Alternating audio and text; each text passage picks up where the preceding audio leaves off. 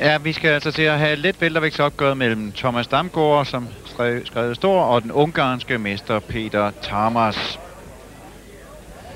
Her har vi Peter Tamas, meget stærk ungar, som på overbevisende måde vandt det lokale mesterskab i år, men har stadigvæk ikke de store resultater fra EM og har heller ikke været med i VM-sammenhæng endnu.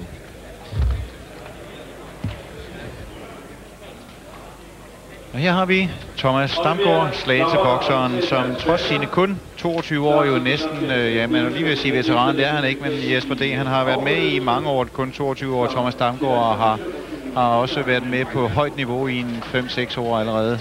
Ja, han kom tidligt med, fordi han som ungdoms- og juniorbokser vandt faktisk alle sine kampe og var med til junior-VM. Desværre fik han dårlig lodtrækning, ryger ind i den senere guldvinder. Men Thomas har været en af de rigtig store talenter i dansk boksning, og desværre har han her i sidste par år haft nogle lidt dårlige resultater, har blevet stoppet på gangen, men han er helt afgjort på vej igen. Ja, Thomas Damgaard røg ind i en gevaldig øretæve 2 gange, en ordentlig gulvtur ved Hassan Al ved de danske mesterskaber. Sidste års danske mesterskaber, og også for 2 år siden ved DM, fik han fynboen Lars Bo en gevaldig øretæve. Og det var ligesom, at det satte Thomas Damgaards gode udvikling i stå. Han sagde til os herinde stævne i dag, at han synes faktisk selv nu, det er på start af den her sæson, at han endelig har fået lagt det psykiske nederlag, som han også fik kvad de fysiske øretæver. Det har han fået lagt bag sig, og synes, at han virkelig kan se, at han er i gang med en positiv udvikling i sin boksning igen. Lad os se, om det holder. Her får han i hvert fald en god match mod en internationalt stærk modstander, Peter Tamas.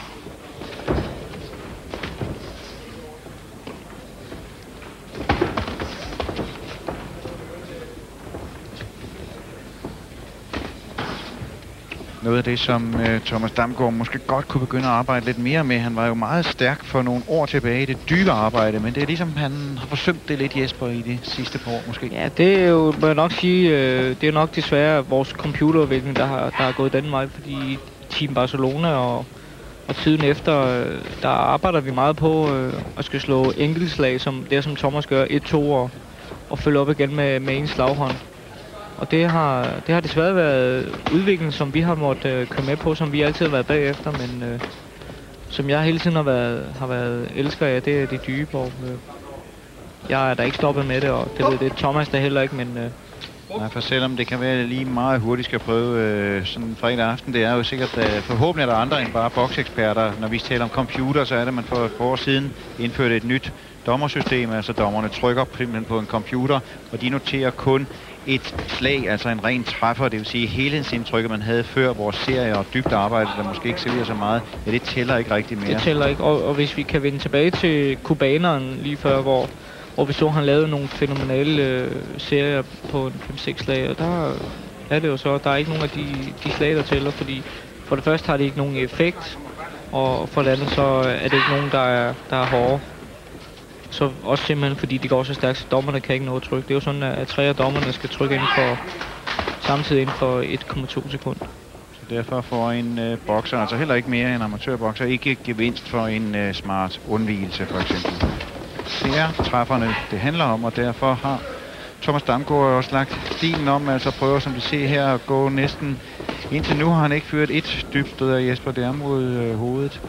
Men det man kan sige, det er vel, at selvom det er computersystemet, så hvis du bearbejder kroppen med de dybe, ja, så får du jo muligheden for sidst i kampen at få træfferne ind, der tæller. Helt klart, men det er jo også sådan, at går man koncentrerer sig for meget om det dybe i de 2 første omgange, og så simpelthen nu lukker jeg op i 3., så kan det næsten måske være for sent, fordi at modstanderen, han har måske scoret så mange point, som man næsten umuligt at komme efter, men det er simpelthen et spørgsmål om at få kombineret det på en ordentlig måde, men mange gange indretter man så også efter modstanderen, hvordan han bokser jo. Men her er en behersket, men udmærket. Første omgang er Thomas klar. Typisk første omgang skulle lige se sin modstander ind. Lad os prøve at høre, hvad han får af gode råd her i pausen. I Rødbjørne, Thomas Damgaard, Sjælland. Du skal køre mere dybt på ham, ikke? Han er åben dybt, han dækker sig godt højt, ikke? Nu kan vi ikke rigtig høre noget, men jeg er helt sikker på, at John Johansen som Simon Landsby, han skal presse ham noget mere. Han skal være lidt mere aggressiv. For de gange, hvor Thomas har angrebet ham, der har han scoret. Nu ser det, der er det Ungarn, der angriber. Der er det også ham, der scorer. Han er farvemændende, Thomas. Så må ikke lige her i anden omgang, vi bør få en mere aggressiv Thomas Damgaard. Thomas havde jo et pænt VM i Finland i maj, som en af de